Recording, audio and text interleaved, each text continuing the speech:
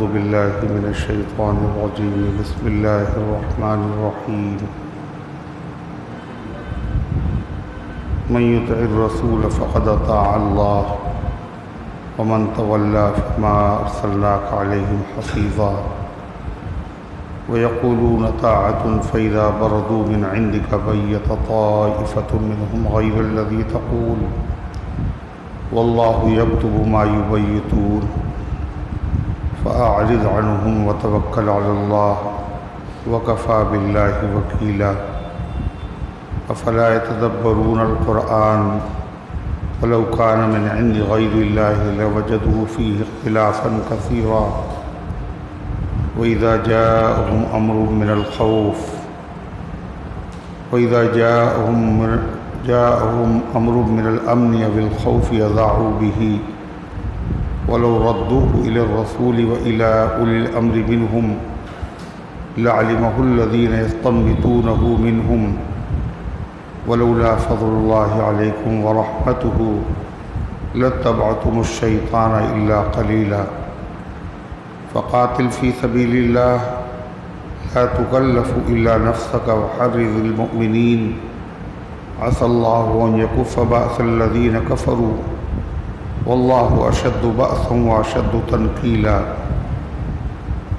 من يشفع شفاعة حسنة يكن له نصيب منها ومن يشفع شفاعة سيئة يكن له كفل منها وكان الله على كل شيء مقيتا وإذا حييتم بتحية فحيوا بأحسن منها أو ردوها إن الله كان على كل شيء حسيبا الله لا إله إلا هو ليجمعنكم إلى يوم القيامة لا ريب فيه ومن أصدق من الله حديثا فما لكم في المنافقين فئتين والله أركسهم بما كسبوا أتريدون أن تهدوا من أضل الله ومن يضلل الله فلن تجد له سبيلا ودوا لو تكفرون كما كفروا فتكونون سواء فلا تتخذوا منهم أولياء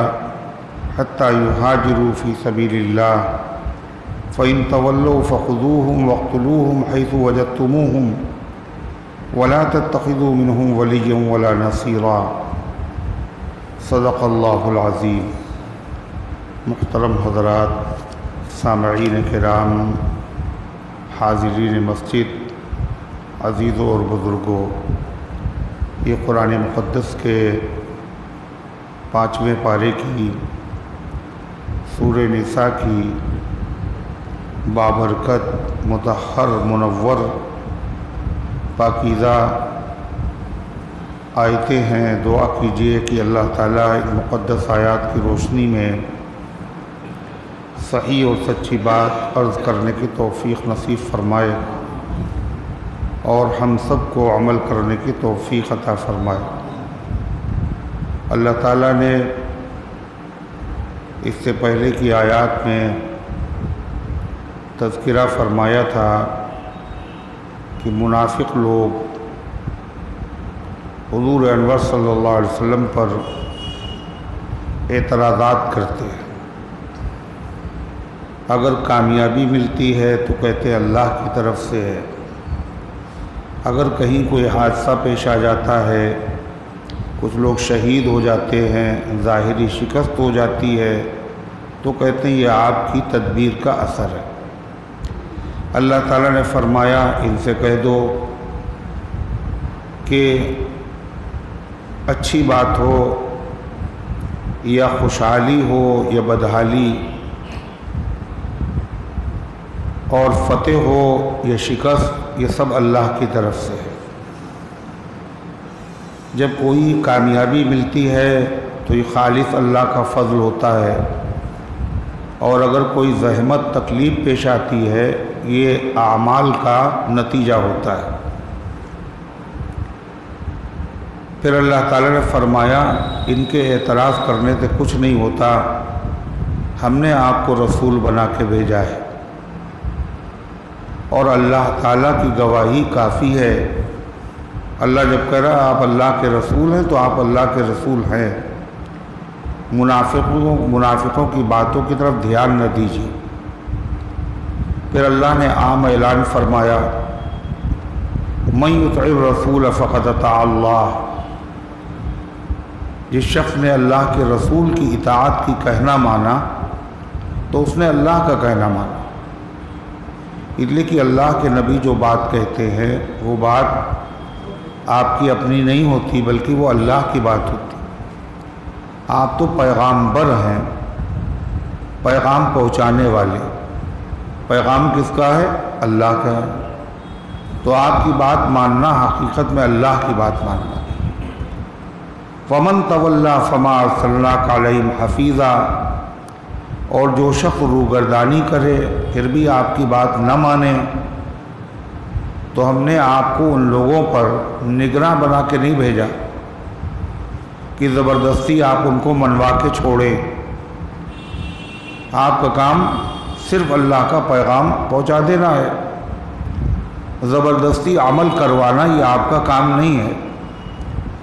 آپ ان کے معاملے کو اللہ کے حوالے کر دیجئے، اللہ تعالیٰ خود ان سے نمٹ لے گا۔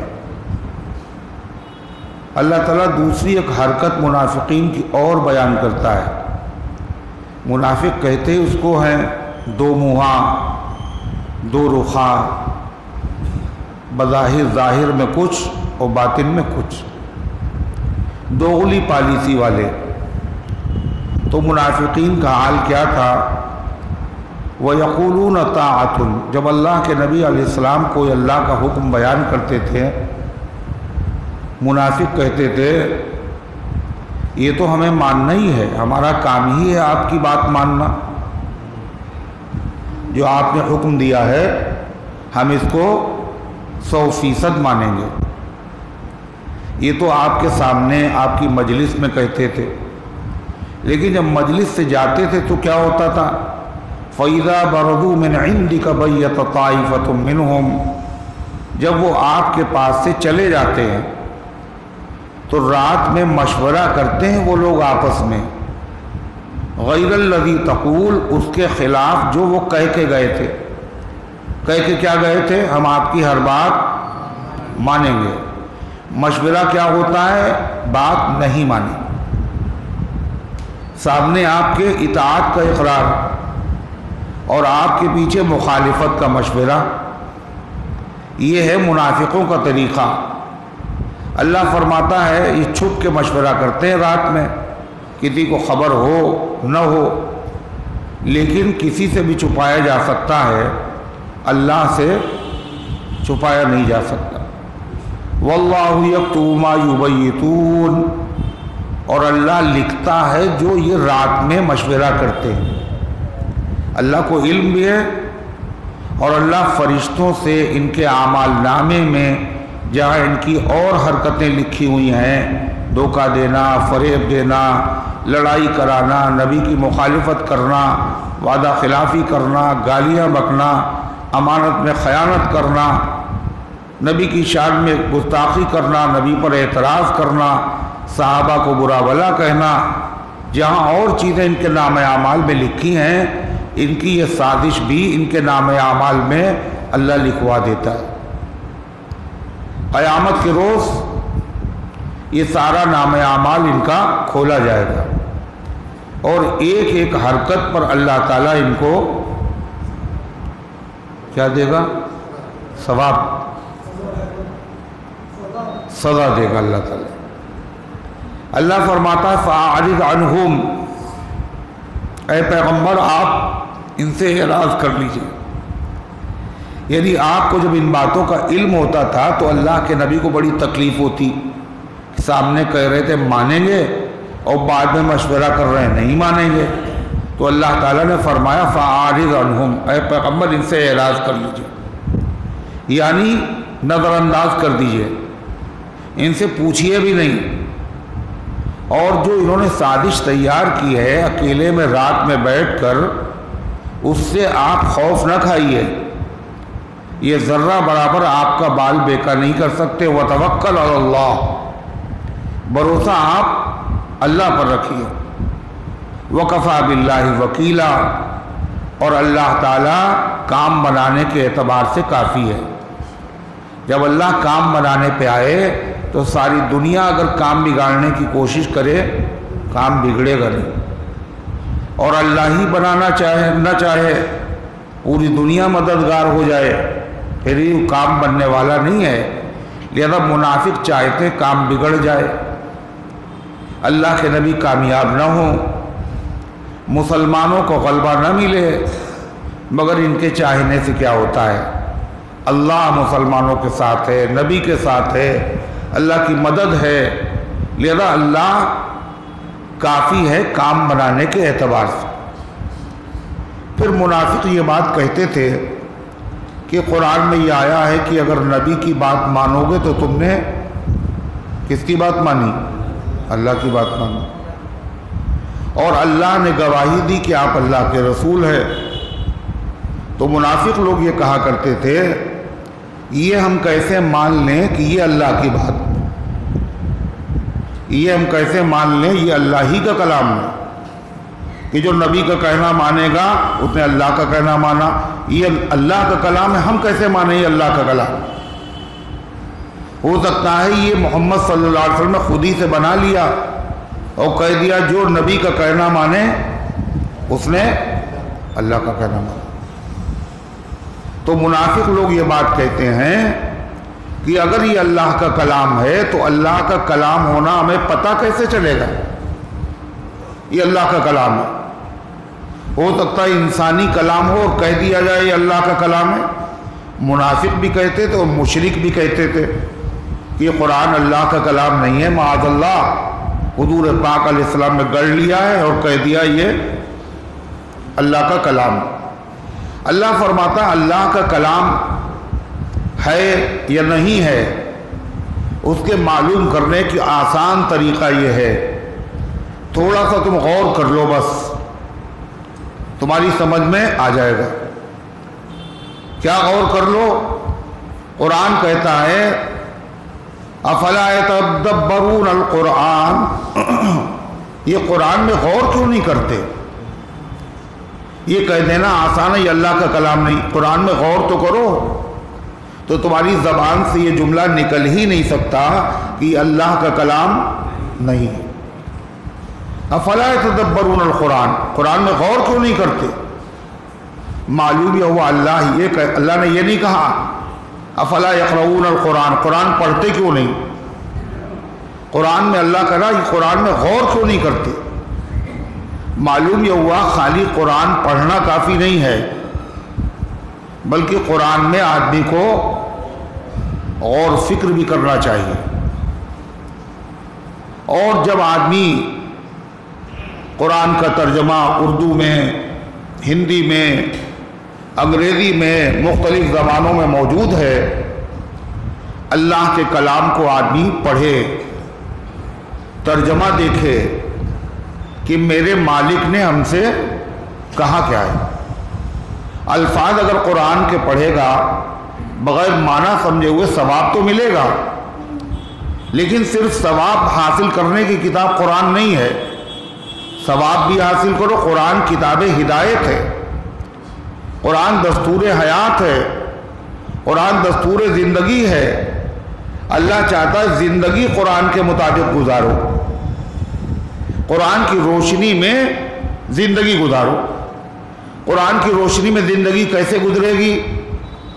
یہ قرآن کوئی ٹارچ تو ہے نہیں۔ قرآن کی روشنی میں زندگی گزارنے کا مطلب یہ ہے قرآن کے معانی کو سمجھو، مطالب کو سمجھو، اللہ کا ہم سے مطالبہ کیا ہے، اللہ ہم سے چاہتا کیا ہے، اللہ نے ہمیں حکم کیا دیا ہے۔ تو قرآن کو صرف پڑھ لینا کافی نہیں، قرآن کا ایک حق یہ ہے کہ قرآن کی تلاوت کی جائے، اور قرآن کا دوسرا حق کیا ہے؟ اس سے اور حق آگے ہے۔ کتنے مسلمان ایسے ہیں جو سرے سے قرآن ہی نہیں پڑھتے، قرآن نہیں پڑھا تو ایک حق قرآن کا مارا، اور قرآن پڑھا مگر غور نہیں کیا تو اس نے بھی قرآن کے حق ماننے میں کوتاہی کی ہے۔ یہاں پڑھنے والے ہی بہت کم، اور فکر کرنے والے تو اور کم۔ تو قرآن کا مطالبہ یہ ہے کہ اللہ تعالیٰ کا کلام پڑھا بھی جائے اور اس میں غور و فکر بھی کیا جائے. لیکن غور و فکر کسی بھی زبان میں قرآن کا ترجمہ پڑھنے کے بعد اگر کہیں کچھ سمجھ میں نہ آئے، کوئی شبہ پیدا ہو، تو اپنے دماغ سے حل کرنے کی کوشش نہ کی جائے، بلکہ کسی عالم، کسی پڑھے لکھے آدمی، کسی مفسر کے پاس جا کے بتائیں بھئی قرآن میں نے پڑھا، اس میں یہ معلوم ہوتا ہے، حالانکہ اللہ کا حکم یہ بھی ہے، یہ سمجھ میں نہیں آیا، مجھے سمجھائیے. اس لیے کہ قانون کی کتاب ہر آدمی پڑھ کے وکالت نہیں کر سکتا، اور انجینئرنگ کی کتاب پڑھنے کے بعد ہر آدمی انجینئر نہیں ہو جاتا، ڈاکٹری کی کتاب پڑھنے کے بعد ہر آدمی ڈاکٹر نہیں بن جاتا. خالی قرآن ہی ایک ایسی کتاب ہے، اس کو پڑھنے کے بعد ہر آدمی عالم بن جائے گا. پڑھو، لیکن اگر اس میں کہیں تمہیں شبہ پیدا ہو، سمجھنے میں دقت آئے، تو اپنے دل کو نہ سمجھا لو اس کا مطلب یہ ہوگا، بلکہ کسی عالم سے پوچھو. ایک جگہ قرآن میں ہے کہ بعض لوگ تم میں سے ایسے ہیں جو عبادت کرتے ہیں کنارے پر، علی طرفن، یعبد اللہ علی طرفن، کنارے پہ عبادت کرتے. تو ایک صاحب نے ترجمہ پڑھا اور اس کے بعد انہوں نے کہا کہ کنارے پر نماز نہیں پڑھنا چاہیے. کنارے پر نماز نہیں پڑھ، بیچ میں پڑھنا چاہیے. قرآن میں لکھا ہے برائی کے ساتھ بعض لوگ ایسے ہیں جو کنارے پہ عبادت کرتے ہیں. اس کا مطلب یہ اللہ نہیں چاہتا کہ کنارے پہ عبادت کی جائے، اللہ چاہتا ہے کہ بیچ میں عبادت. یہ ہم نے دماغ سے سمجھ لیا، حالانکہ اس کا یہ مطلب نہیں. اس کا مطلب یہ عبادت آدمی شک کے ساتھ نہ کرے، شک کے ساتھ کہ اگر فائدہ ہوا تو اور نماز پڑھیں گا، نہیں فائدہ ہوا تو پھر پتلی گلی سے نکل لے. وظیفہ پڑھیں گے، اگر فائدہ ہوا تو چلتا رہے گا، اور 40 دن پڑھنے کے بعد پھر فائدہ آئے گا تو نہیں چھوڑو. یقین کے ساتھ عبادت کرو، اس میں فائدہ ہی فائدہ ہے. تو قرآن کریم کو پڑھنا صرف قرآن کا حق نہیں ہے، غور بھی کیا جائے، مگر غور و فکر کرنے کے بعد اگر کہیں کوئی دقت ہے، پریشانی ہے، شبہ ہے، تو پھر کسی عالم سے پوچھا جائے تاکہ اس شبہ کا وہ ازالہ کر سکے. اسی لیے اللہ تعالیٰ نے قرآن پاک کو عربی زبان میں نازل کیا. صحابہ کی زبان عربی تھی، مگر قرآن کے سمجھنے میں ان کو بھی دقتیں پیش آئیں. ان کی عربی زبان، مادری زبان، قرآن کی آیت کا یہ کیا مطلب ہے سمجھنے میں زحمت ہوئی. چنانچہ قرآن کریم میں ہے کلوا واشربوا حتی یتبین لکم الخیط الابیض من الفجر، خیط الابیض من الاسود من الفجر، کھاؤ اور پیو یہاں کی فجر کے وقت سفید دھاگا اور کالے دھاگے میں فرق ہو جائے. یعنی سحری کھاؤ، سحری کا ٹائم کب ختم ہوگا؟ جب سفید دھاگے میں اور سیاہ دھاگے میں فرق نظر آئے. تو کھلا ہوا ترجمہ یہی ہے اس کا. انہوں نے کہا اس سے یہی مراد ہوگا، تو انہوں نے 2 دھاگے رکھے اپنے تکیے کے نیچے، ایک کالا اور ایک، اور اس کے بعد کھائی سحری، دیکھا اب لگ رہا ہے اندھیرے میں یہ سفید، تو سحری کھانا بند کر دیا. حضور پاک علیہ السلام سے آ کے بتایا، آپ نے فرمایا تمہارا تکیہ بڑا لمبا چوڑا ہے، جس میں رات بھی آ گئی اور دن بھی آ گیا.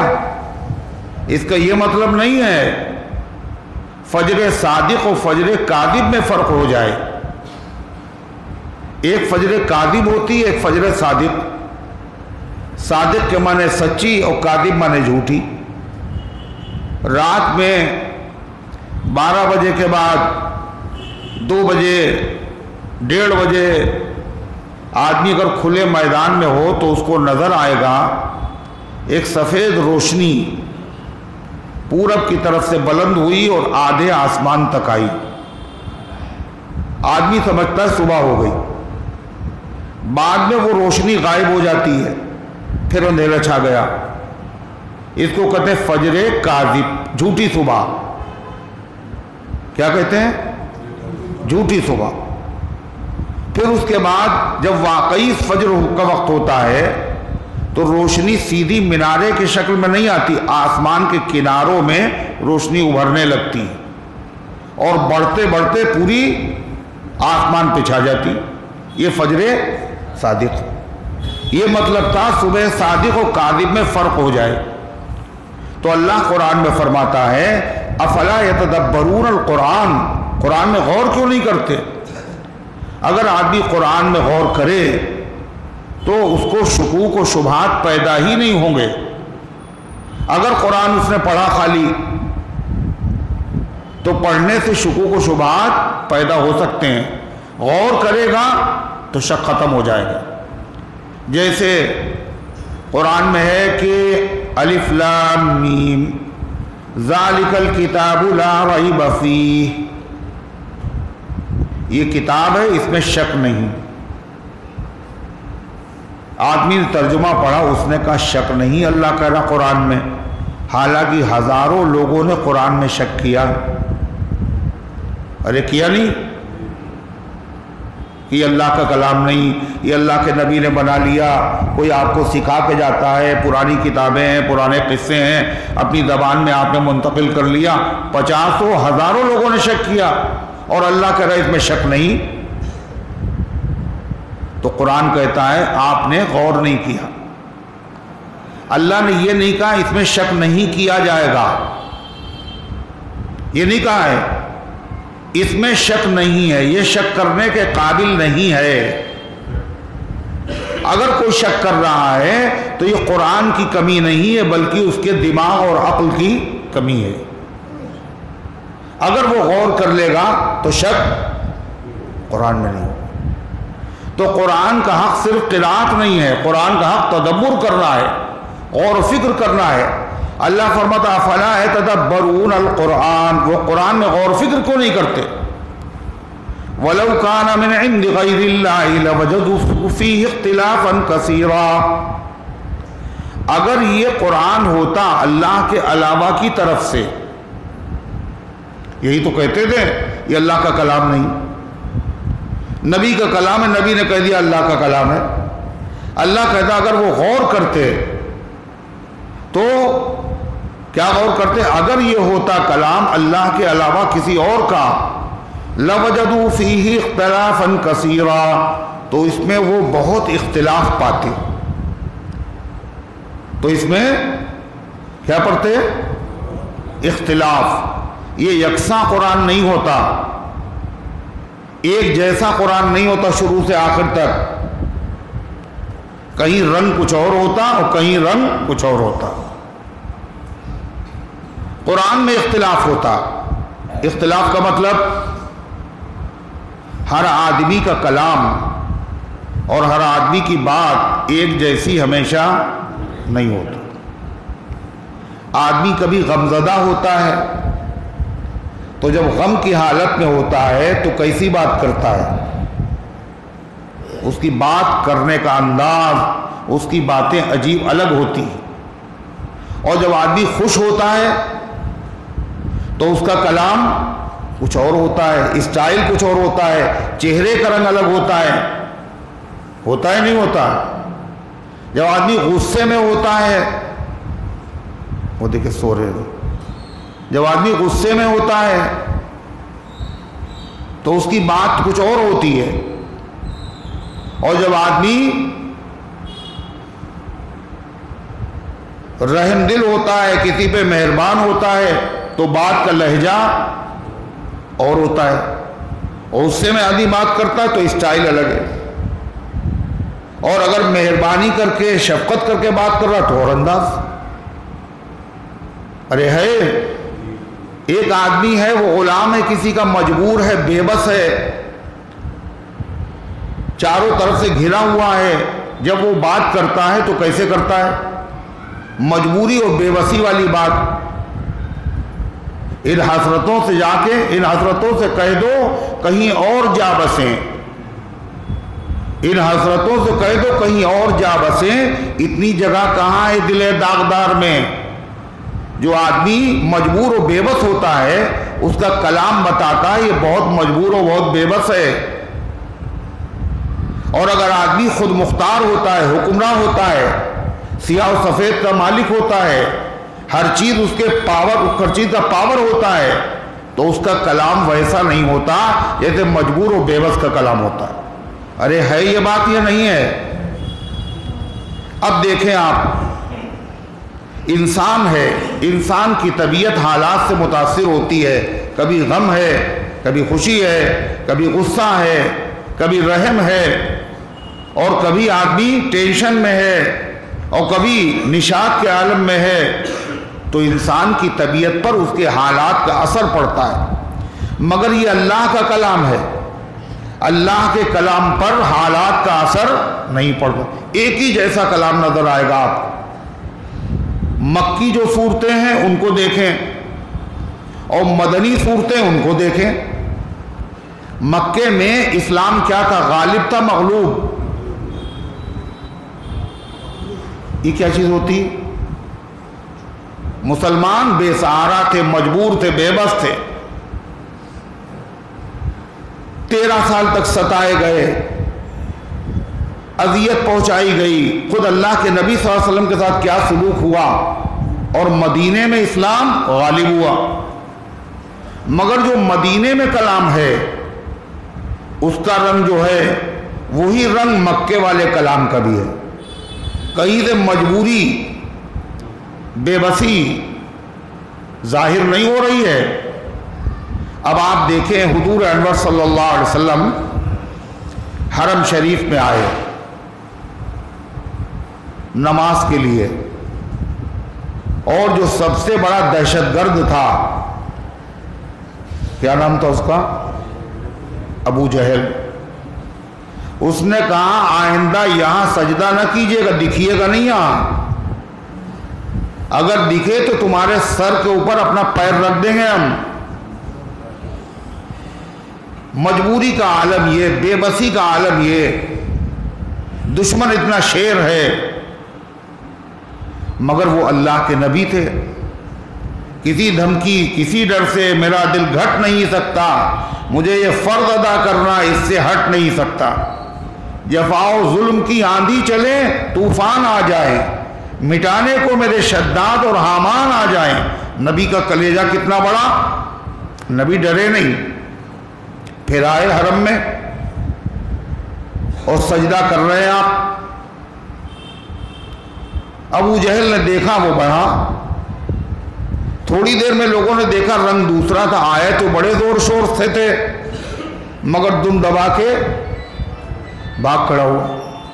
ابو جہل پیچھے ہاتھ کرتا ہوا ایک دم سے چہرے کا رنگ بدلا ہوا پیچھے بھاگ رہا ہے۔ لوگوں نے کہا کیا ہوا؟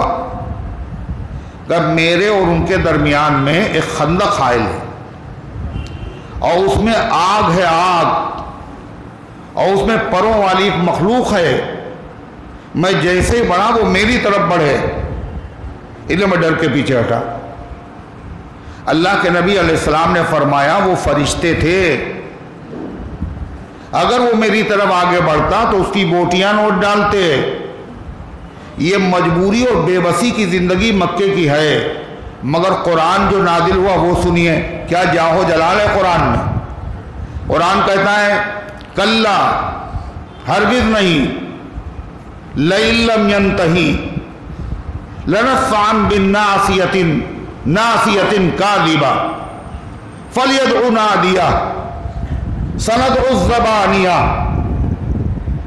اللہ کیا کہہ رہا؟ کلا، ہرگز نہیں، اگر یہ بات نہیں آیا جو دھمکیاں آپ کو دے رہا ہے، لنسفعا بالناصیہ، اس کی پیشانی کے بال پکڑ کے ہم اس کو گھسیٹ لیں گے۔ بالناصیۃ کاذبہ، وہ پیشانی جو جھوٹی ہے، خاطیہ، خطاکار، گنہگار ہے، सनदउ ज़बानिया, ये बुला ले अपने हिमायतियों को। सनदउ ज़बानिया, हम भी ज़बानिया दोज़ख के फरिश्तों को हम भी बुला लेते हैं। अब आप बताइए ये कलाम मजबूरी के ज़माने का है या ताकत के ज़माने का? कहीं से लग रहा है कि इस्लाम दबा कुछ रहा है? तो कुरान करीम का जो कलाम अल्लाह चैलेंज कर रहा है, अगर किसी गैरुल्लाह का ये कलाम होता तो मजबूरी के ज़माने में मजबूरी जैसा कलाम होता और ताकत के ज़माने में ताकत वाला कलाम होता, मगर कलाम में ये इख्तिलाफ कहीं नज़र नहीं आएगा। ताकत के ज़माने में वही जो कुरान करीम की ये सूरत है जिसको कहते हैं सूरह काफिरून, जिसको हम लोग कहते हैं कुलिया अय्युहल, सूरह कुलिया, कुलिया कहते हैं, कुलिया यानी कुल या अय्युहल काफिरून, तो उसको कुलिया ही कह दिया। कुलिया अय्युहल काफिरून ये कब नाजिल हुई? मदीने में नाजिल हुई, मक्के में नाजिल हुई? मक्के में नाजिल हुई। दबे कुचले हैं मुसलमान, काफिर एक प्रपोजल सामने रखते हैं, जब सता लिया, किसी तरीके से बात नहीं बनी, तो उन्होंने सोचा आप कुछ ले दे के मामला किया जाए। चुनाचे उन्होंने कहा 1 साल हमारे माबूदों की आप इबादत कीजिए, 1 साल हम आपके माबूदों की इबादत करेंगे, ना हम आपको बुरा कहेंगे ना आप हमें बुरा कहेंगे। तो कुरान ने क्या कहा? कुल, ऐ पैगंबर कहिए, क्या कहिए? अय्युहल काफिरून, ऐ काफिरो, ला अबुदु मा ताबुदून, मैं उसकी इबादत नहीं करता जिसकी तुम इबादत करते हो। वला ना आबिदुम मा अबदतुम, और ना मैं कभी उसकी इबादत करूंगा जिसकी तुम इबादत करते हो। वला अंतुम आबिदून मा आबुद, न तुम उस माबूद की इबादत करोगे जिसकी मैं इबादत करता हूं। लकुम दीनुकुम वलिय दीन, तुम्हारे किए की सजा तुम्हें मिलेगी, हमारे किए का बदला हमें मिलेगा। ये मतलब नहीं तुम जो जी चाहे करो हम जो जी चाहे करें, लोग यही मतलब समझते हैं इसका। लकुम दीनुकुम वलिय दीन, तुम्हारे लिए तुम्हारा दीन, हमारे लिए हमारा दीन, ना हम तुम्हें कुछ कहें ना तुम हमें, ये मतलब नहीं है। तुम्हारे करतूतों की सजा तुम्हें मिलेगी और हमारे आमाल का बदला हमें मिलेगा। हम आपसे कोई मुआहिदा करने के लिए तैयार नहीं है। ये आयत मदनी नहीं है, इसमें जो जोर है, ऐ काफिरो, साफ साफ लगी लिपटी नहीं, न इबादत करते न कभी करेंगे। ये किसी मजबूर का कलाम नहीं, बड़े ताकतवर का कलाम है। तो अल्लाह फरमाता ये जालिम कहते हैं ये कुरान अल्लाह का कलाम नहीं है, अल्लाह के नबी ने कह दिया अल्लाह का कलाम है। अल्लाह फरमाता है इनको अगर ये गौर करते कुरान में तो इनकी जबान से ये गलत बात न निकलती। ये अल्लाह का कलाम नहीं है, गैरुल्लाह का, ये गैरुल्लाह का कलाम हो ही नहीं सकता। अगर ये अल्लाह के अलावा किसी और का कलाम होता तो इस कलाम के अंदर बड़ा इख्तिलाफ नजर आता, कहीं रंग कुछ और होता और कहीं रंग कुछ और होता। यहां तो एक ही रंग है, मक्के में भी वही, मदीने में भी वही। दूसरी बात, कुरान जो है वो कोई छोटी सी सूरत का नाम नहीं है। 114 सूरतें हैं कुरान में, 114 सूरतें। सबसे बड़ी सूरत सूरह बकरा किताब है, 6666 आयतें हैं। जब आदमी कोई कलाम करता है, बात करता, लंबी बात, तो उस लंबी बात में कभी कभी जबान फिसल जाती है, कोई बात गलत निकल जाती, कोई बात सही होती। कोई कलमा बड़ा काबिल आदमी है, तकरीर कर रहा है, लंबी बात कर रहा है, कोई कलमा बहुत फसीह बड़ा खूबसूरत निकलता है, कोई कलमा उससे कम दर्जे का निकलता है। किसी आदमी का कलाम एक जैसा नहीं होता। शायरों का कलाम आप देखें, पूरे पूरे दीवान हैं उनके, हजारों शेर हैं, पूरी गजल है। गजल में से जब आदमी छांटता है तो उसको एक शेर या 2 शेर मिलते हैं कायदे के, और बाकी सब कहते मतलब का नहीं है। ان میں مزہ نہیں. شاعروں کو کلام کو کہتے ہیں دیوان. کیا کہتے ہیں؟ ایک دیوان جی وہ ہوتے ہیں، دیوان جی ہوتے ہیں. شاعروں کو کلام کو دیوان، دیوان غالب، دیوان اقبال، دیوان ذوق. پوری شاعری اس کے اندر جو ہے زندگی بھر کی محنت کا ثمرہ اس کے اندر بھرا ہوتا ہے. مگر دیوان کا ہر شعر اچھا نہیں ہوتا. صاحب ذوق لوگ اس میں سے چھانٹتے ہیں، منتخب کرتے ہیں، چنتے ہیں. اس لیے کہ جو بات ایک شعر میں ہے وہ دوسرے شعر میں نہیں. ایک صاحب تھے مدح صحابہ کے شاعر، اور ان کا نام تھا نسیم اختر. بڑے اچھے شعر کہتے تھے. تو وہ جس انجمن کو کلام دیتے تھے، وہ انجمن والے جو ہے انہوں نے کہا کہ مولانا کو دکھا دیں. کہا ہاں دکھا دیجیے. دکھا دیا کہ میں کلام ان کا دیکھتا تھا. ایک مرتبہ میں نے ان سے کہا جا کے کہہ دینا کہ چاروں خلفاء کی شان میں آپ کے اشعار ہوتے ہیں، ابو بکر صدیق کے، حضرت عمر کے، حضرت عثمان کے، حضرت علی کے، مگر جتنا زور حضرت علی کے شعر میں ہوتا ہے اتنا تینوں خلفاء کے شعر میں نہیں ہوتا. اس کی بات ہی الگ ہوتی ہے، اس کا رنگ ہی الگ ہوتا ہے، اس میں زیادہ زور ہوتا ہے. تو انہوں نے جا کے کہا ان سے. تو آدمی شاعر تھے، باشعور آدمی تھے، سمجھدار تھے. بہت زور سے قہقہا مار کے ہنسے اور کہنے صحیح مولانا نے پکڑا ہے. پوری زندگی تو قصیدے پڑھ لکھتے ہوئے میری گزر گئی ہے حضرت علی کی شان میں قصیدے لکھتا رہا. صحیح پکڑا انہوں نے. پھر انہوں نے ایک شعر کہا حضرت عمر کی شان میں، اور وہ عجیب و غریب تھا. جس پہ ناز ہو تم کو جاؤ اس کو لے آؤ. جس پہ ناز ہو تم کو جاؤ اس کو لے آؤ، ہو اگر عمر جیسا سورما مدینے میں. اس کے بعد انہوں نے یہ شعر کہا. تو جو دیوان ہوتے ہیں، دیوان کے دیوان، ہر شعر اچھا نہیں ہوتا ہے. کوئی بہت اچھا ہے، کوئی اس سے کم اچھا ہے، کوئی اس سے کم اچھا ہے. دیوانوں سے شعر نہ چنیے اور سب کا خلاصہ مجھ سے سنیے. کہاں تک شعر چنیں گے؟ جنت کی نعمتیں تفصیل سے کون آپ کو بتائے؟ اللہ کہتا جنت کی نعمتوں کا خلاصہ سن لو. کیا ہے؟ وَلَكُمْ فِيهَا مَا تَشْتَهِي الْأَنفُسُ. وہاں تمہیں وہ ملے گا جو تمہارا جی چاہے گا. بات ختم. اور آدمی کا جی کیا چاہتا ہے؟ سوچ لیجیے آپ کیا کیا نہیں چاہتا ہے. تم چاہ نہیں پاؤ گے وہ ملے گا وہاں. ادھر چاہو گے ادھر ہو جائے گا. یعنی لقمہ رکھا ہے منہ میں اور دل میں خیال آیا کہ بریانی ہوتی تو وہ لقمہ بریانی بن جائے گا. کباب ہوتے، اور کباب کس کے ہوتے؟ بٹیروں کے. اور کھا کچھ رہے ہیں اور مزہ وہ آ گیا. تو شاعروں کا کلام ہو، مقررین کی تقریریں ہوں، آدمی جب لمبی بات کرتا ہے تو اس کی بات ایک جیسی نہیں ہوتی، اونچ نیچ ہوتی ہے، فرق ہوتا ہے. کوئی شعر بہت اچھا ہو گیا، کوئی اس سے کم اچھا ہوا، کوئی اس سے کم اچھا ہوا.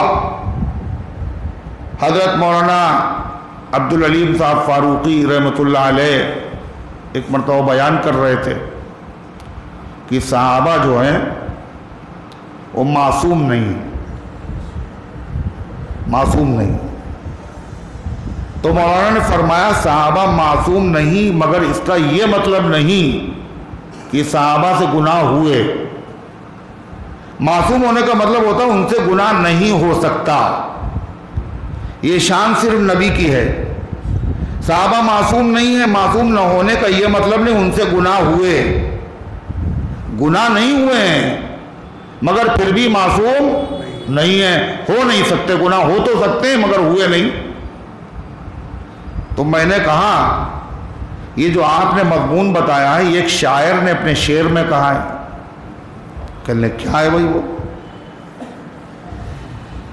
لقب خود ساختہ معصومیت کا ہم نہیں دیتے.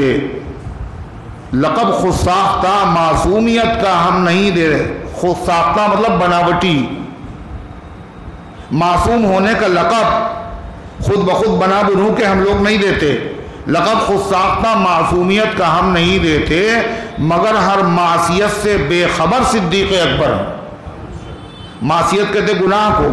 ہم یہ تو نہیں کہتے ہیں ابو بکر صدیق معصوم ہیں، مگر ہاں یہ ضرور کہتے ہیں گناہ کیا چیز ہے ابو بکر جانتے ہی نہیں. کہنے یہ تو بڑا اچھا شعر ہے. تو میں نے کہا یہ انجم عرفانی کا شعر ہے. کہنے اور سناؤ.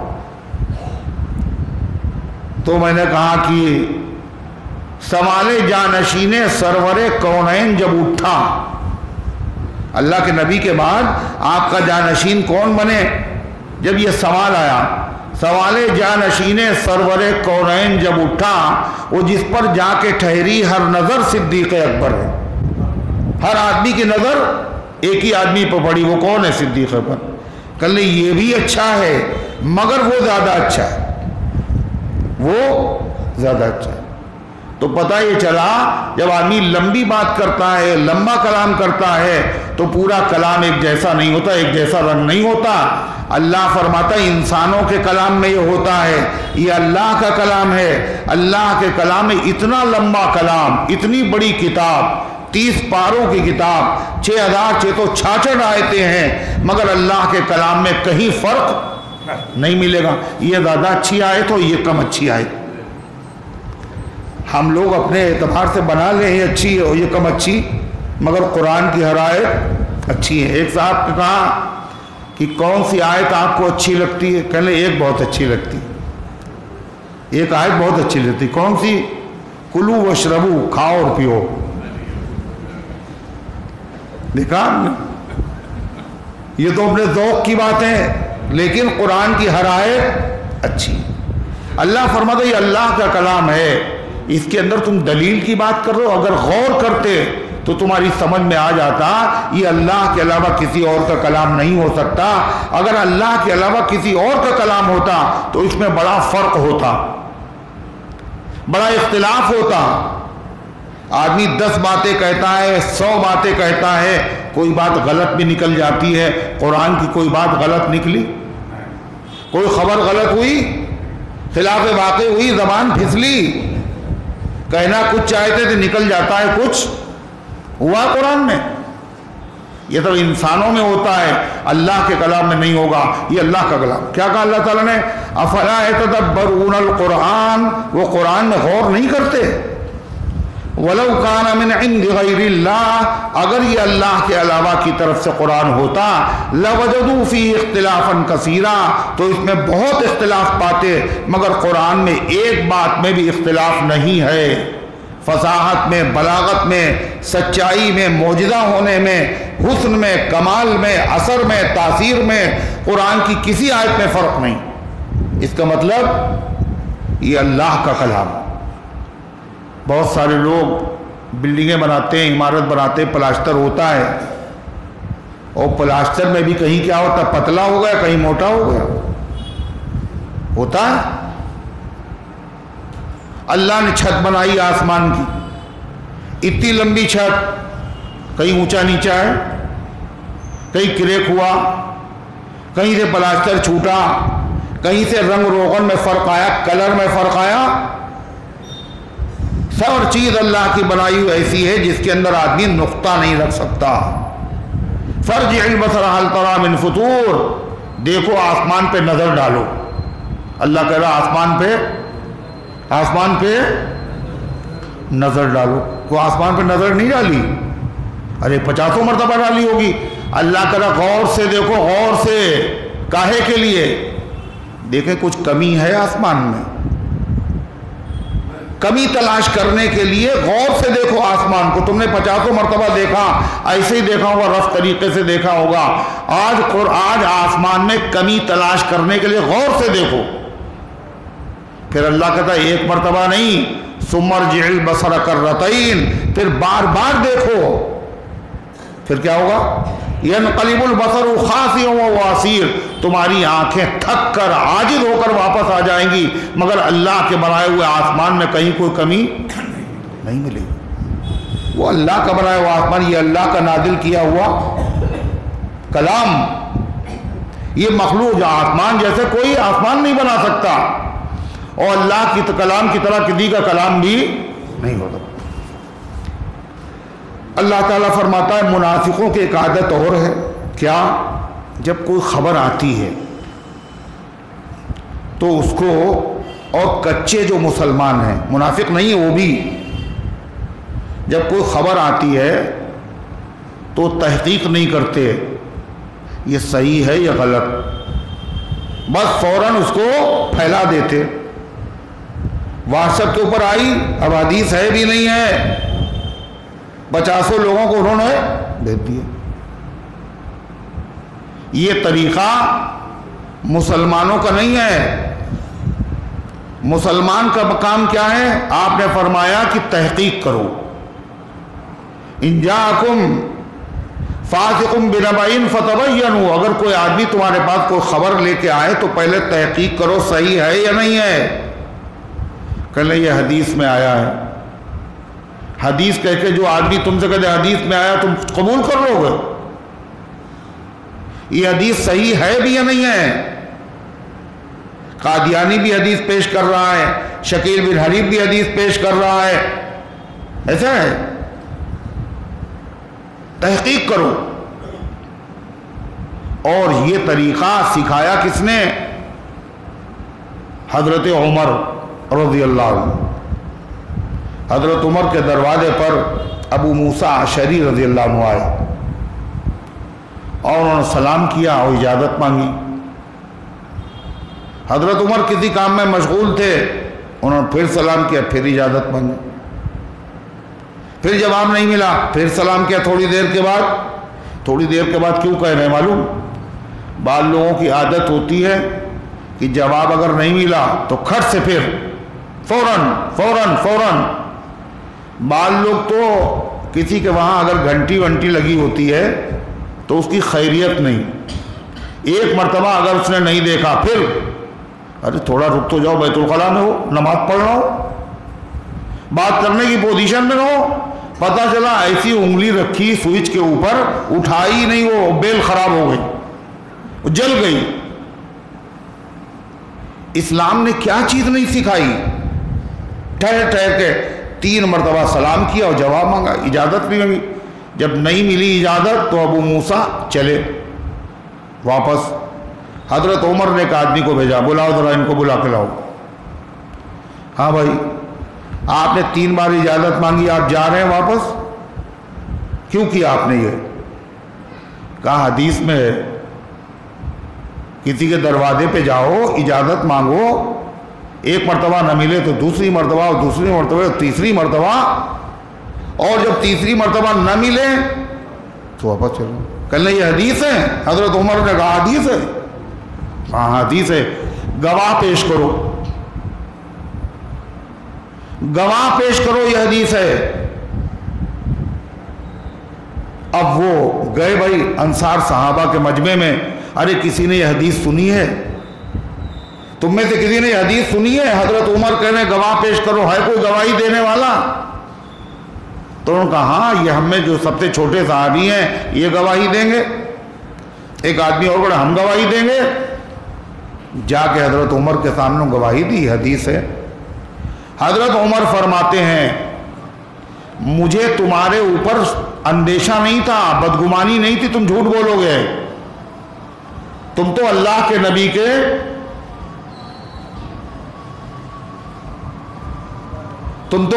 نبی کے کیا ہو؟ اب سب ادھر ہی دیکھ رہے ہیں، سب ادھر دیکھ رہے ہیں، کس کا موبائل بجا، کس کو سنائی نہیں دیا، کس کا موبائل بجا، سب دیکھ رہے ادھر ہی۔ تم تو اللہ کے نبی کے صحابی ہو، تمہارے اوپر شک نہیں ہے، تم کہاں جھوٹ بول سکتے ہو؟ مگر میں یہ سکھانا چاہتا ہوں کہ جب حدیث بھی تمہارے سامنے آئے تو تحقیق کر لیا کرو۔ کہیں تمہیں کوئی حدیث کے نام سے گمراہ نہ کر دے. اور جتنے لوگ گمراہ کرنے والے ہیں وہ گیتا پڑھ کے گمراہ نہیں کرتے ہیں, رامائن کے حوالے دے کے گمراہ نہیں, یہی قرآن یہی حدیث اپنے اعتبار سے مطلب بتا رہے ہیں. اب وہ حدیث میں ہے کہ قیامت کے قریب حضرت مہدی آئیں گے. مہدی تو مہدی جو ہیں یہ ان کا لقب ہے, مہدی ان کا نام نہیں ہے. حضور نے یہ نہیں فرمایا کہ وہ پیدا ہو چکے ہیں اور غائب ہو گئے, غار میں چھپ گئے ہیں, وہی قیامت میں ظاہر ہوں گے. اللہ کے نبی یہ نہیں فرمایا. آپ نے فرمایا وہ جو مہدی آئیں گے جن کو اہل سنت کہتے ہیں مہدی, اور ایک وہ ہیں جن کو شیعہ کہتے ہیں مہدی. شیعہ جس کو مہدی کہتے ہیں انہی کو امام غائب کہا جاتا ہے. اور وہ امام غائب صاحب جو پیدا ہوئے بچپن میں اور پیدا ہونے کے بعد اصلی قرآن سنان سب لے کر کے غار میں جا کے چھپ گئے, جب سے دکھے نہیں کسی کو تک. لوگ ان کے بعد خط لکھ کے بھیجتے ہیں. کیسے خط لکھ کے بھیجتے ہیں؟ شب برات میں بجرا نکلتا ہے وہاں گومتی میں, اور اس میں پرچیاں لکھ لکھ کے دریا میں ڈالتے ہیں تاکہ یہ امام غائب تک خبریں پہنچ جائیں. عجل اللہ فرجا, اللہ جلدی نکالے ان کو, جلدی سے برآمد ہو. حالات بڑے خراب ہو گئے ہیں, بہت خراب حالات ہیں, مگر پھر بھی نہیں آ رہے وہ. تو غرضے کی حدیث میں ہے کہ مہدی ہیں مگر ان کا لقب مہدی ہے, ان کا وہ الگ ہیں, اور جو امام غائب ان کے ہیں یہ الگ ہیں. مگر اس موقع پر شیعہ بھی لوگوں کو دھوکہ دے رہے ہیں کہ دیکھو حدیث میں آیا ہے کہ امام مہدی آئیں گے اور عیسیٰ علیہ السلام ان کے پیچھے نماز پڑھیں گے. بتائیے امام کا درجہ نبی سے زیادہ ہوتا ہے, جبھی تو عیسیٰ ان کے پیچھے نماز پڑھیں گے. مگر فرق سمجھو, وہ جو مہدی جن کو امام غائب کہا جاتا ہے ان کے وہ حضرت حسین کی اولاد میں ہیں, اور جن کا اللہ کے نبی نے ذکر کیا ہے قیامت کے قریب جو آئیں گے وہ حضرت حسن کی اولاد میں ہیں. کچھ فرق ہے دونوں میں نہیں. دوسری چیز, وہ جو امام غائب ہیں ان کے باپ کا نام حسن عسکری ہے. کیا نام ہے؟ 11ویں امام جو ہیں شیعوں کے حسن عسکری, ان کے بیٹے ہیں, ان کے باپ کا نام حسن عسکری ہے. اور یہ جو امام مہدی قیامت کے قریب مسلمانوں کی قیادت کریں گے, ان کے والد کا نام, ان کا نام کیا ہے؟ ان کے والد کا نام ہے عبداللہ. جو حضور صلی اللہ علیہ وسلم کے والد کا نام ہے وہی ان کے والد کا نام عبداللہ. امام غائب کی ماں کا نام ہے نرگس. کیا نام ہے؟ نرگس. اور یہ جو امام مہدی ہیں ان کی ماں کا نام وہ ہے جو حضور صلی اللہ علیہ وسلم کی والدہ کا نام ہے. کیا نام تھا حضور کی والدہ کا؟ حضرت آمنہ. اور خود ان کا نام کیا ہوگا؟ محمد. حضور صلی اللہ علیہ وسلم کا جو نام ہے وہی ان کا نام محمد. پھر وہ امام غائب پیدا ہو کے غار میں ہے, یہ پیدا نہیں ہوئے, یہ قیامت کے قریب پیدا ہوں گے. یہ قیامت کے قریب پیدا ہوں گے. کہاں پیدا ہوں گے؟ مدینے میں. جوان ہوں گے, 40 سال کی عمر ہوگی, لوگ تلاش میں ہوں گے, ہر طرف عیسائیت غلبہ, اسلامی حکومتیں ختم, خیبر تک یہودی ہی یہودی, یہودی نہیں عیسائی, خیبر تک, مدینے کے قریب تک عیسائیوں کی حکومت. عرب کا کوئی بادشاہ نہیں, مسلمان فکر میں ہوں گے کسی کو بادشاہ اپنا منتخب کریں پھر ان سے مقابلہ کریں. تو حضرت مہدی یہ سمجھیں گے کہ یہ ہم ہی کو بنا لیں گے بادشاہ, لہذا وہ مدینہ چھوڑ دیں گے اور مکے چلے آئیں گے. مکے میں وہ طواف کر رہے ہوں گے, مدینے سے کیوں آئیں گے؟ کہیں لوگ ہمیں مہدی نہ بنا لیں، امام مہدی نہ سمجھ لیں، ہمارے ہاتھ پہ لوگ بیعت نہ کر لیں، اس خیال سے آئیں گے اور وہ طواف کر رہے ہوں گے اور حجر اسود اور مقام ابراہیم کے بیچ میں اللہ والے لوگ ان کو پہچان لیں گے کہ یہی ہے مہدی۔ ان سے نام پوچھیں گے اور نام بتائیں گے، باپ کا نام، ماں کا نام وہ بتائیں گے، تمام مسلمان سمجھ جائیں گے، پھر ان کے ہاتھ پر بیعت کریں گے۔ وہ خود سے نہیں کہیں گے بیعت کرو۔ شکیل بن حنیف اس وقت ایک فتنہ فتین آدمی ہے، اس کے ماننے والے شکیل بن حنیف کے بارے میں کہتے ہیں یہ مہدی بھی ہے اور عیسیٰ بھی ہے اور اس کے ہاتھ پہ بیعت کرو۔ حضرت مہدی نہیں کہیں گے ہم مہدی ہیں اور میرے ہاتھ پر بیعت کرو، لوگ ان سے بیعت کے لیے کہیں گے۔ اور اللہ کے نبی علیہ السلام نے فرمایا جب بیعت ہوگی تو پوری دنیا میں خبر ہو جائے گی، پوری دنیا میں کہ امام مہدی سے بیعت کی جا رہی ہے، اور پوری دنیا میں کیسے خبر ہو جائے گی؟ پہلے زمانے میں اگر کوئی یہ بات کہتا تو سمجھ میں نہیں آتی، مگر آج کل خود سمجھ میں آ جائے گا۔ 1 منٹ میں واٹس ایپ کے ذریعے سے کہاں خبریں پہنچ رہی ہیں، اور جب مہدی آئیں گے تب اور ٹیکنالوجی جو ہے اور زیادہ ایڈوانس ہو جائے گی، اللہ جانے کیا کیا ہونے والا ہے۔ پھر آپ نے فرمایا جب تمہیں اطلاع مل جائے تو تم ان کے بیعت کرنے کے لیے آنا، چاہے پتھر کی سل کے اوپر سے تمہیں گزرنا پڑے۔ کائے پر سے؟ پتھر نہیں، برف کی سل کے اوپر سے بھی تمہیں اگر آنا پڑے تو تم ان سے کیا کرنے؟ بیعت کرنے آنا۔ اور برف کی سل کے اوپر چلنا بہت آسان ہوتا ہے نا؟ مشکل ہوتا ہے، چاہے جتنا مشکل ہو، مگر تم بیعت کرنے کے لیے پوری دنیا سے وہاں آنا۔ اولیاء اللہ، ابدال، اقداب، سارے عالم کے لوگ ان کے ہاتھ پر بیعت کریں گے۔ حضور پاک علیہ السلام نے پہلے ہی بتا دیا، اور اس کے بعد وہ مدینہ طیبہ جائیں گے، اللہ کے نبی کے روضے پہ سلام پڑھیں گے، پھر وہاں سے آئیں گے ملک شام جائیں گے، سیریا، اور وہاں مقابلہ ہوگا عیسائیوں سے، 3 مرتبہ لڑیں گے، بہت سے مسلمان شہید ہو جائیں گے، 4تھی مرتبہ اللہ مسلمانوں کو غلبہ دے گا۔ پھر خبر مشہور ہوگی دجال نکل آیا، اور دجال کے ساتھ 50,000 یہودی ہوں گے۔ کون ہوگا؟ ارے دجال کہتا ہے عیسائی نہیں ہوں گے، کون ہوگا؟ یہودی۔ دجال خود بھی یہودی ہے، یہودی اس کا انتظار کر رہے ہیں، 50,000۔ اور دجال کے ساتھ کون ہوگا وہ بھی سن لو۔ حضور پاک صلی اللہ علیہ وسلم نے فرمایا حضرت عثمان غنی رضی اللہ عنہ کی شہادت، شہید کرنے میں جس کا ہاتھ ہے، جو حضرت عثمان غنی کو شہید کرنے میں شریک ہوا، وہ دجال کا فوجی بنے گا۔ اور جو شریک نہیں ہوا مگر عثمان غنی کی شہادت پر خوش ہوا، وہ بھی دجال کا فوجی بنے گا۔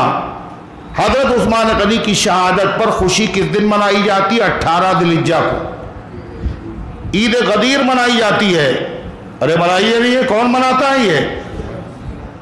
چاہے ایران کے ہوں، چاہے لبنان کے ہوں، چاہے وہ بیروت کے ہوں، چاہے ہندوستان کے ہوں، یہ سب عثمان غنی کی شہادت پر خوشیاں منانے والے۔ لہذا جو عام میڈیا میں خبریں سن رہے ہیں کہ لبنان نے یہ کر دیا اور ایران نے یہ کر دیا، یہ خالی خبریں سننے کی ہیں، حقائق کچھ نظر آتے ہیں، کچھ حقائق کچھ نظر آتے ہیں، کچھ دیتے ہیں دھوکہ یہ بادیگر کھلا۔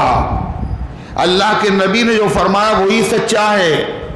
ایسا ہر آدمی دجال کا فوجی بنے گا، دجال کے تابع ہو جائے گا وہ آدمی۔ تو ایسے لوگوں سے امید رکھیں آپ، یہ آپ کے ساتھ آئیں گے، یہ مسجد اقصیٰ کو آزاد کروائیں گے، یہ مجاہدین کی مدد کریں گے، یہ سب اپنے اپنے مفادات ہیں، اور آپ کو کچھ اور نظر آ رہا میڈیا کے ذریعے سے۔ تو غرضے کی حقیقت کچھ اور ہے۔ تو حضور پاک صلی اللہ علیہ وسلم نے جو خبریں بتائی ہیں، اب دجال ظاہر ہوگا، عیسیٰ علیہ السلام۔ اب مسلمان رو رو کے دعا کر رہے ہوں گے مسجد میں، اس لیے کہ دجال کی فوج سے مقابلے کی طاقت نہیں. اتنی فجر کی نماز کا وقت ہوگا، وہ دیکھیں گے کہ آسمان سے دو فرشتوں کے پروں پر ہاتھ رکھے ہوئے عیسیٰ علیہ السلام اتر رہے ہیں. سارے مسلمان دیکھیں گے آنکھوں سے. اللہ کے نبی نے ایک ایک چیز اسی لیے بتائی، کوئی کسی اور کو مہدی نہ سمجھ لے، کوئی اور کسی کو عیسیٰ نہ سمجھ لے. کوئی فراڈیہ آ جائے کہہ دے ہم عیسیٰ ہیں، کوئی فراڈیہ آ جائے کہہ دے ہم مہدی ہیں، میری امت گمراہی میں نہ مبتلا ہو جائے. آپ نے ایک ایک چیز کی وضاحت فرمائی کہ عیسیٰ علیہ السلام اتریں گے. کہاں اتریں گے؟ یہ شکیل بن حنیف جو ہے یہ کہتا ہم عیسیٰ بھی ہیں اور ہم مہدی بھی ہیں. اور یہ کہاں پیدا ہوا؟ مہدی تو پیدا ہوں گے مدینے میں اور یہ پیدا ہوا بہار میں. اس کے ابا کا نام کیا ہے؟ حنیف ہے. اور حضرت مہدی کے ابا کا نام کیا ہوگا؟ حضور نے کیا بتایا؟ عبداللہ. خود امام مہدی کا نام کیا ہوگا؟ محمد. اس کا نام کیا ہے؟ شکیل. مہدی کی ماں کا نام کیا بتایا آپ نے؟ آمینہ. اس کی ماں کا نام کیا؟ خوشتری بیگم. دیکھا آپ نے؟ اب اس نے کیا کیا؟ اپنے نام کے آگے محمد لکھنا شروع کر دیا. پہلے تھا شکیل خالی، اب محمد جوڑ دیا کہ میرے نام کے آگے بھی محمد ہے.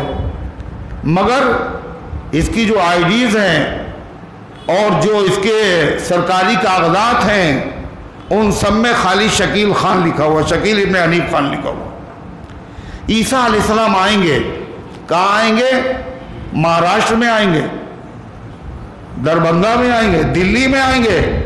اللہ کے نبی نے کہا سیریا میں آئیں گے، ملک شام میں. اور سیریا میں کہاں آئیں گے؟ سیریا کی راجدھانی دمشق میں آئیں گے. اور دمشق میں آئیں گے کیسے؟ دو فرشتوں کے کاندھے پر ہاتھ رکھ کر کے اتریں گے. اور کہاں اتریں گے؟ دمشق کی جامع مسجد کے مشرقی مینارے پر. پورا والا جو مینارہ ہے اس پہ اتریں گے اور سیڑھی لگا کے ان کو اتارا جائے گا. آپ نے فرمایا جب وہ آئیں گے تو ایسا لگے گا ان کی زلفیں ہوں گی، بال، اور ایسا لگے گا جیسے ابھی نہا کے آ رہے ہیں، پانی کے قطرے ڈھلک رہے ہیں. عیسیٰ علیہ السلام تشریف لائیں گے. تکبیر کہی جا چکی ہوگی. مصلی پر امام مہدی جانے والے ہوں گے کہ عیسیٰ علیہ السلام جب آ جائیں گے تو حضرت مہدی کہیں گے نماز پڑھائیے آپ. تو وہ امام مہدی کے پیٹھ پہ ہاتھ رکھیں گے، کہیں گے امامت آپ ہی کریں گے. وہ امام منکم، ہم نبی ہونے کی حیثیت سے نہیں آئے ہیں، محمد رسول اللہ صلی اللہ علیہ وسلم کے امتی ہونے کی حیثیت سے آئیں گے. عیسیٰ ہی افضل ہے مہدی سے، امام مہدی سے افضل عیسیٰ. کیوں؟ عیسیٰ علیہ السلام نبی ہیں اور مہدی نبی نہیں ہے، اور غیر نبی نبی کے برابر نہیں ہو سکتا. افضل کہاں سے ہوگا؟ مگر وہ نماز پڑھیں گے. حضرت مہدی نماز پڑھائیں گے. کتنے دن رہیں گے امام مہدی؟ حضور کا پر سلام ہو، ہزاروں ہزار سلام ہو. کتنی پرانی باتیں کتنے زمانے کے بعد یہ قیامت کے قریب حالات پیش آئیں گے، مگر ایک ایک چیز اپنی امت کو بتا کے جا رہے ہیں کہیں امت پھنس نہ جائے فراڈیوں کے ہاتھ میں. آپ نے فرمایا وہ رہیں گے، حکومت کریں گے اور ظلم دنیا میں ہوگا، انصاف سے بھر دیں گے، انصاف سے دنیا کو بھر دیں گے. اتنا مال بانٹیں گے کہ مال لینے والا کوئی نہیں ہوگا. آپ نے فرمایا ان کی حکومت کا عرصہ صرف 7 سال ہے. 7 سال. اب یہ جو شکیل بن حنیف ہے یہ مہدی ہونے کا دعویٰ کر رہا ہے اور 2004 میں اس نے دعویٰ کیا، یہ 2002 میں. اب 2024 چل رہا ہے. کتنے دن ہو گئے؟ 20-22 سال ہو گئے. آپ بتائیں حالات خراب ہوتے جا رہے ہیں. کہیں عدل کیا اس نے، کہیں انصاف کیا. 7 سال حکومت تھی، اب تو یہ 22 سال کو ہو گیا، نہ حکومت نہ کچھ ہے، مرنے والا ہے. پھر آپ نے یہ بھی فرمایا جب ان کا انتقال ہوگا مہدی کا تو ان کی نماز جنازہ حضرت عیسیٰ علیہ السلام پڑھائیں گے. اب یہ کہہ رہا ہم خود ہی عیسیٰ بھی ہیں اور خود ہی اب یہ اگر مرے گا تو اپنی نماز خود پڑھائے گا کیا؟ یعنی کیسے اللہ کے نبی نے بتا دیا کہ امت کا کوئی آدمی گمراہ نہ ہو. ہاں وہی گمراہ ہو سکتا ہے جو قرآن و حدیث سے دور ہو، جو علماء سے دور ہو، جو دین کی باتیں نہ سننا چاہتا ہو، اس کو جو چاہے کیش کر لے. پھر عیسیٰ علیہ السلام اس کے بعد امت کی رہبری اور رہنمائی کریں گے. عیسیٰ علیہ السلام 33 سال کے تھے جب آسمان پر اٹھائے گئے، اور وہی عیسیٰ نازل ہوں گے. یہ نہیں کہ عیسیٰ پیدا ہوں گے، عیسیٰ پیدا ایک مرتبہ ہو چکے، بغیر باپ کے پیدا ہوئے. 33 سال میں ان کو زندہ آسمانوں پر اٹھایا گیا. وہ آج بھی زندہ ہیں. ان کی عمر وہیں پہ رکی ہوئی ہے. جب دنیا میں آئیں گے تو ان کی عمر آگے بڑھے گی. ابھی ان کی شادی نہیں ہوئی ہے. جب وہ آئیں گے تو شادی بھی ان کی ہوگی، اولاد بھی ان کی ہوگی. اور فرمایا حضور پاک علیہ السلام نے وہ صلیب کو توڑ دیں گے. کراس کا جو نشان ہے جس کی پوجا کرتے ہیں عیسائی، کو توڑ دیں گے.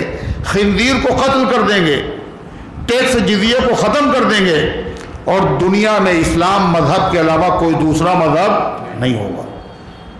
جتنے یہودی ہیں وہ تو دجال کے ساتھ ہوں گے. عیسیٰ علیہ السلام اسی کو قتل کرنے کے لیے آئیں گے. جب عیسیٰ علیہ السلام کی سانس میں اللہ ایسی طاقت دے گا، جہاں تک سانس جائے گی دشمن مر جائے گا. صفوں کی صفیں الٹتی چلی جائیں گی. عیسیٰ علیہ السلام کو جب یہ دیکھے گا دجال یہ منظر، میرے پیچھے سارے لوگ تو مر رہے ہیں، تو بھاگے گا. وہ سیریا سے بھاگے گا. وہ بھاگ کے کہاں جائے گا؟ وہ اسرائیل پہنچ جائے گا. کہاں پہ عیسیٰ علیہ السلام اسے قتل کریں گے؟ باب اللد. لد ایک شہر ہے جس زمانے میں اللہ کے نبی نے فرمایا تھا وہاں شہر نہیں تھا، جنگل تھا. تصور نہیں کیا جا سکتا تھا. آج وہاں باقاعدہ اس نام کا شہر ہے. آپ نے فرمایا اس کا جو گیٹ ہوگا، اس گیٹ کے پاس عیسیٰ علیہ السلام اسے قتل کریں گے. اس کا نام ہے باب اللد، لد کا گیٹ. یہ اسرائیل کا سب سے حساس اور سیکورٹی والا علاقہ ہے. وہاں پر ایئرپورٹ بھی ہے. گویا کہ وہ گیٹ سے کراس کر کے ایئرپورٹ پہ جا کر کے پلین سے بھاگنے والا ہوگا. عیسیٰ علیہ السلام اسے نیزے سے قتل کریں گے. دجال کو پوری دنیا میں گشت کرے گا. یہ شکیل بن حنیف کے ماننے والے کہتے ہیں دجال آدمی تھوڑی ہے، وہ تو امریکہ اور فرانس یہ دو ملک ہیں، یہی دجال ہے. اللہ کے نبی فرما رہے عیسیٰ اسے قتل کریں گے، نیزے سے قتل کریں. وہ بھاگے گا. امریکہ اور فرانس بھاگیں گے کیا؟ آپ نے فرمایا وہ دجال ساری دنیا کا دورہ کرے گا، مدینے میں اور مکے میں داخل نہ ہو سکے گا. دجال دورہ کرے گا، امریکہ فرانس دورہ کریں گے کیا؟ یہ مکے مدینے میں داخل ہونے کی کوشش کریں گے. امت کو گمراہ کر رہے ہیں یہی حدیثیں سنا سنا کر اور اس کے غلط مطلب بیان کر کے. عیسیٰ علیہ السلام اس کو قتل کریں گے باقاعدہ.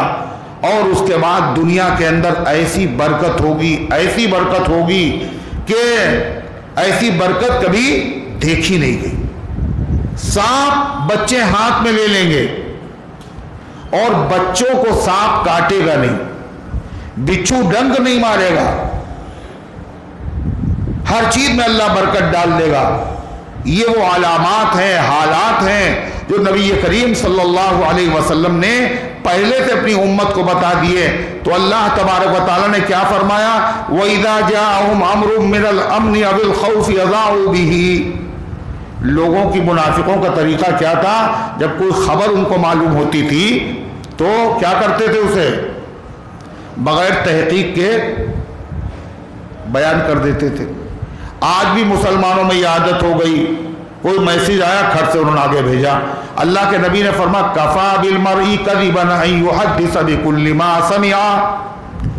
آدمی کے جھوٹا ہونے کے لیے اتنا کافی ہے جو سنے وہ آگے شیئر کر دے، آگے بڑھا دے، تحقیق نہ کرے. یہ منافقوں کا طریقہ ہے، اس سے بڑا نقصان پہنچتا ہے۔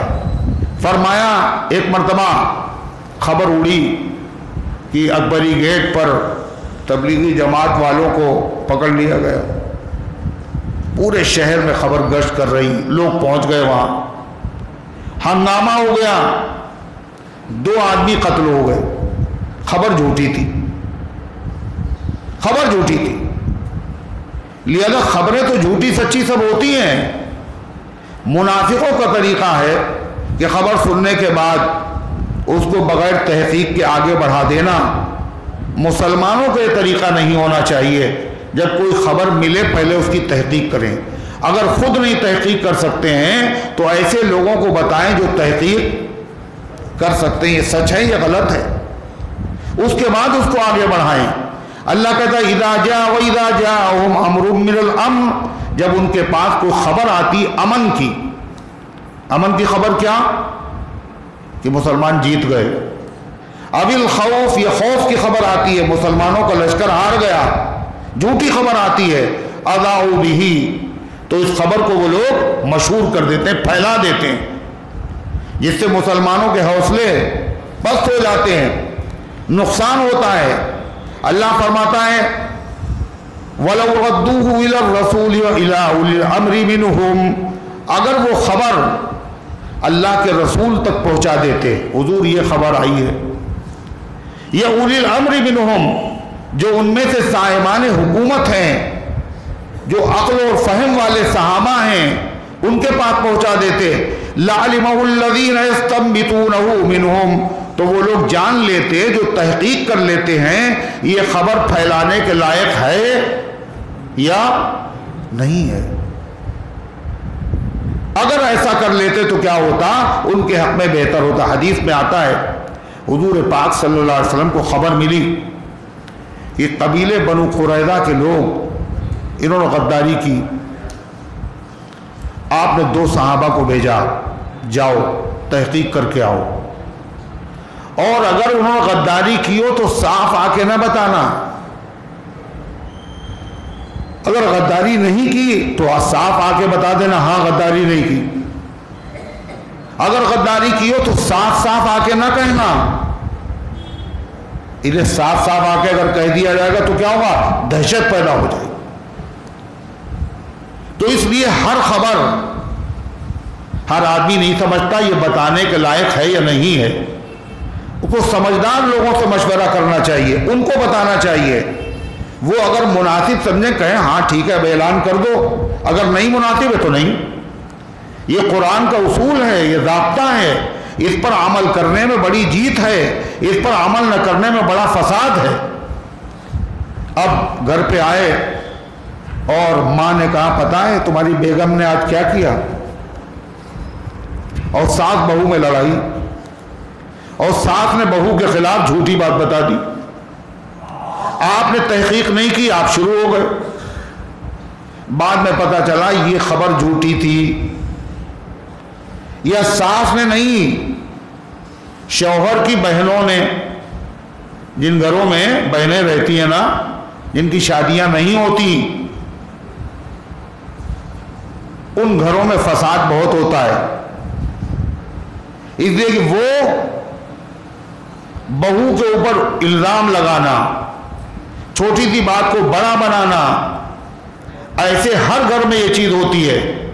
اس لیے آدمی کو چاہیے، شریعت کا ہر حکم بڑا مناسب ہے، اگر اس کے خلاف کرو گے تو نقصان ہوگا۔ جیسے عمر ہو جائے شادی کی، شادی کرو۔ آپ نے فرمایا اے علی 3 چیزوں میں دیر نہ کرنا، جب نماز کا وقت ہو جائے، اور فرمایا جب جنازہ آ جائے، کیا ہو جائے، جنازہ آ جائے، اور تیسری چیز وَالْأَيُّمُ إِذَا بَلَغَتْ، بے نکاحی بچی جب بالغ ہو جائے،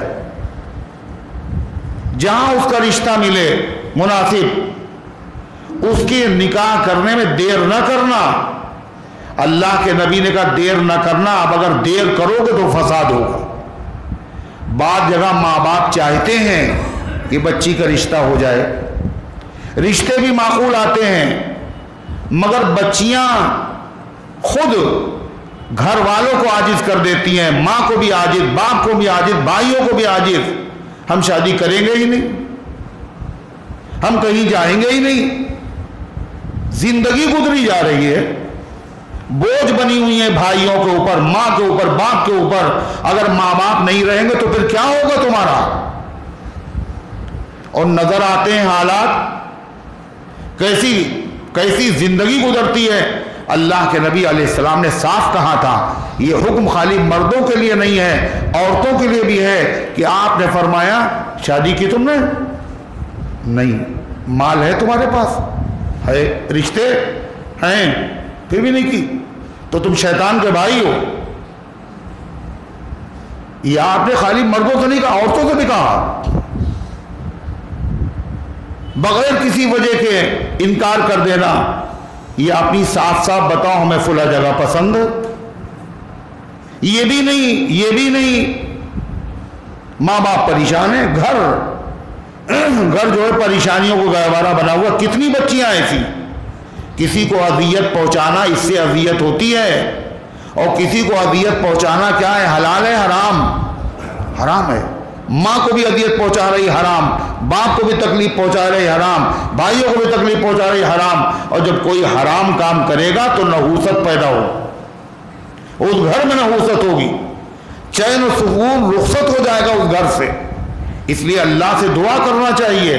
حضور پاک صلی اللہ علیہ وسلم نے ایک اور وعید دی، مومن اگر ہے تو اس کے لیے بہت بڑی چیز ہے.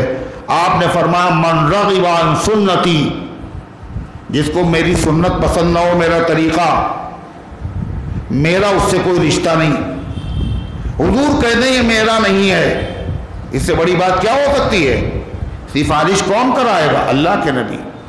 کوثر کا جام کس سے ملنا؟ اللہ کے نبی سے. اللہ کے نبی ناراض ہیں، شادی کی عمر ہو گئی، رشتے مہیا ہیں، ماں باپ چاہتے ہیں، بھائی چاہتے ہیں، مگر بہنیں ہیں وہ انکار کیے جا رہی. یہ کیا ہے؟ نہ معلوم کتنے فساد پیدا ہوتے ہیں. ان میں سے ایک فساد یہ بھی ہے کہ وہ کہہ دیا بھائی جب آئے، آج پتہ ہے بھابھی نے کیا کیا، ایسا کیا، اور کیا نہیں بھابھی نے. شوہر صاحب کان کے کچے، وہ سیدھے ہو گئے. ظلم پہ ظلم ہو رہا ہے. اس لیے اسلام کہتا ہے تحقیق کرو، پہلے تحقیق کے بعد پھر سزا ہوگی. اور یہ انسان ہے، فرشتے نہیں ہیں. نمازی ہے وہ بھی غلط بیانی کر سکتا ہے، تہجد گزار ہے وہ بھی جھوٹ بول سکتا ہے. جب یوسف علیہ السلام پیغمبر کے بھائی ہیں اور پیغمبر کے بیٹے جب حسد کر سکتے ہیں، اپنے بھائی کو جب وہ کنویں میں ڈال سکتے ہیں، تو شیطان تو سب کے ساتھ لگا ہوا ہے، کسی سے بھی کچھ کرا سکتا ہے. اس لیے بہت سنجیدہ گھر کے معاملات میں خاص طور سے بہت سنجیدہ ہونے کی ضرورت ہے. غور کرو، غور کرنے کے بعد پھر قدم اٹھاؤ. حضرت عمر رضی اللہ عنہ فرماتے ہیں کہ خبر آئی، رات کا وقت تھا، ایک آدمی دروازے پہ آیا، دستک دی اس نے. کیا ہوا؟ قبیلے غسان کے لوگوں کے بارے میں اندیشہ تھا، وہ حملہ کرنے والے ہیں. میں نے کہا کہ غسانی آ گئے؟ اس سے بڑی بات ہو گئی. کیا اس سے بڑی بات؟ اللہ کے نبی نے اپنی بیویوں کو طلاق دے دی. حضرت عمر، ان کی بیٹی خود حضور صلی اللہ علیہ وسلم کی زوجہ مطہرہ حضرت حفصہ پریشان ہو گئے. مسجد نبوی میں آئے تو دیکھا صحابہ مسجد میں بیٹھے رو رہے. حضور نے طلاق دے دی اپنی بیویوں. حضرت عمر، خبر تو ہے، پتہ نہیں صحیح ہے بھی یا نہیں، پہلے تحقیق کرنا چاہیے.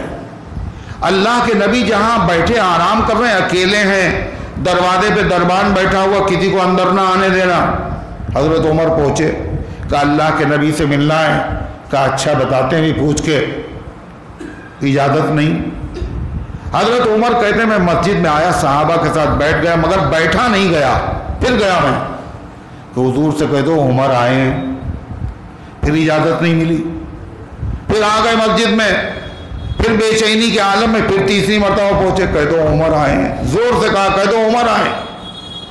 اللہ کے نبی نے بلا لیا. جیسے پہنچے سب سے پہلا، اے اللہ کے رسول صلی اللہ علیہ وسلم، کیا آپ نے اپنی بیویوں کو طلاق دے دی؟ آپ نے فرمایا نہیں. حضرت عمر وہیں سے آئے اور مسجد کے دروازے پہ کھڑے، اللہ اکبر، اللہ کے رسول نے اپنی بیویوں کو طلاق نہیں دی، جو غلط فہمی وہ دور ہو جائے۔ حضرت عمر نے تحقیق کی، یہی قرآن کہتا ہے، منافقوں کا طریقہ ہے خبر سن لی اور اس کے بعد اس پر رد عمل ریئیکشن شروع ہو گیا اور ایک دوسرے سے کہنا شروع کر دیا۔ اللہ فرماتا ہے جب آ جاتی ہے ان کے پاس کوئی خبر، امن کی خبر ہو یا خوف کی خبر ہو، تو اس کو وہ لوگ پھیلا دیتے ہیں۔ اگر اس خبر کو رسول تک لے جاتے یا صاحبان حکومت سرداروں کے پاس، نائبین کے پاس لے جاتے اور وہ جان لیتے، اس کی تحقیق کر لیتے، اللہ فرماتا مسلمانوں تمہارے پاس جو قانون اللہ نے نازل کیے ہیں بڑے قیمتی قانون ہیں، اگر تم عمل کرو تو تمہارے معاشرے سے فساد بالکل ختم ہو جائے گا۔ وَلَوْلَا فَضْلُ اللَّهِ عَلَيْكُمْ، اور اگر اللہ کا تمہارے اوپر فضل نہ ہوتا اور اللہ کی رحمت نہ ہوتی تو اللہ کے نبی کو نہ بھیجتا اور قرآن کو نازل کر کے ایسی قیمتی ہدایات نہ دیتا۔ اور اگر ایسا نہ ہوتا تو کیا ہوتا؟ لَتَّبَعْتُمُ الشَّيْطَانَ إِلَّا قَلِيلًا، تم سب کے سب شیطان کی پیروی کرتے، اور شیطان چاہتا ہے فساد ہو، ہر گھر گھر میں فساد ہوتا، الا قلیلا، مگر تھوڑے سے لوگ اس سے بچتے جن کو اللہ عقل سلیم عطا فرماتا۔ لیکن قرآن و سنت کے قانون اگر نہ ہوتے تو بڑی گمراہی پھیلتی۔ اللہ کا کرم ہے، نبی بھی خدا نے بھیجا، قرآن جیسی کتاب بھی بھیجی، لہذا اس اللہ کے نبی کی بھی قدر کرنا چاہیے اور قرآن کی بھی قدر کرنا چاہیے۔ قرآن کی قدر کیا ہے؟ اس کو پڑھنا، اس کو سننا، اس کو سمجھنا اور اس کے تقاضوں پر اللہ سب کو توفیق عطا فرمائے۔ اللہم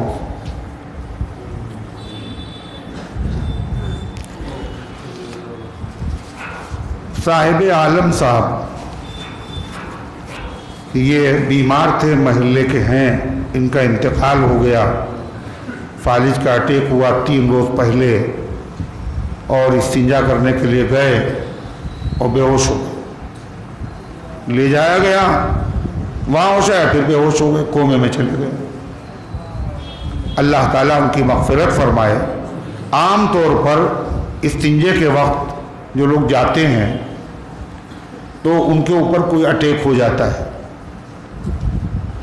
زیادہ تر باتھ روم جاتے وقت یا بیت الخلا جاتے وقت۔ کیوں؟ نبی نے کی جو تعلیمات ہیں ان کی قدر نہ کرنے کی وجہ سے۔ اللہ کے نبی نے کیا کہا؟ جب جاؤ تو پہلے دعا پڑھ لو۔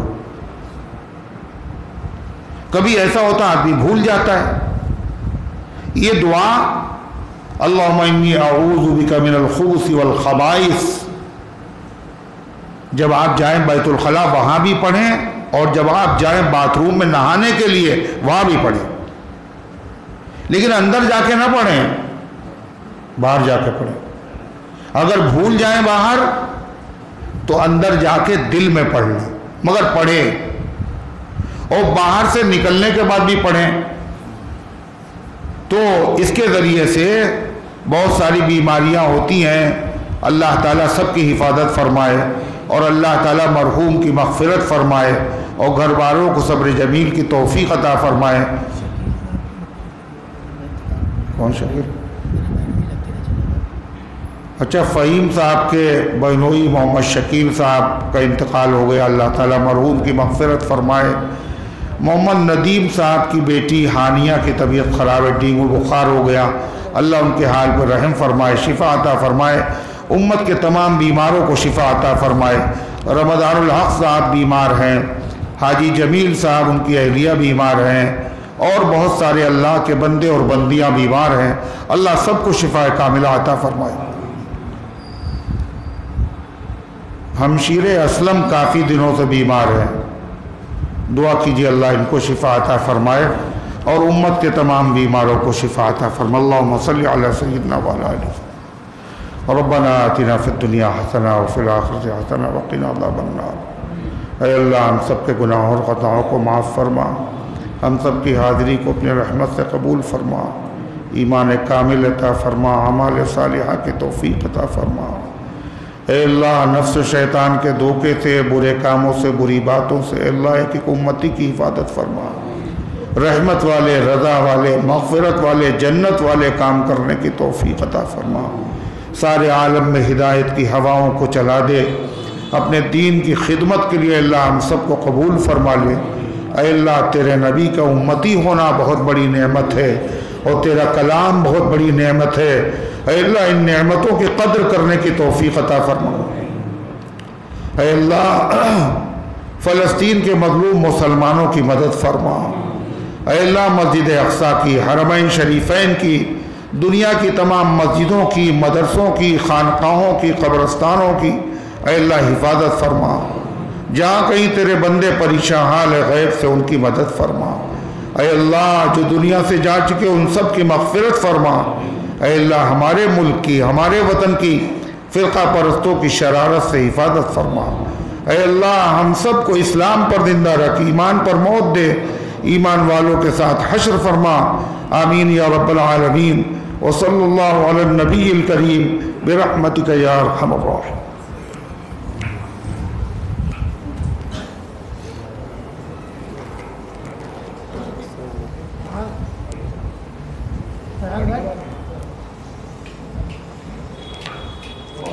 کیا ہوا؟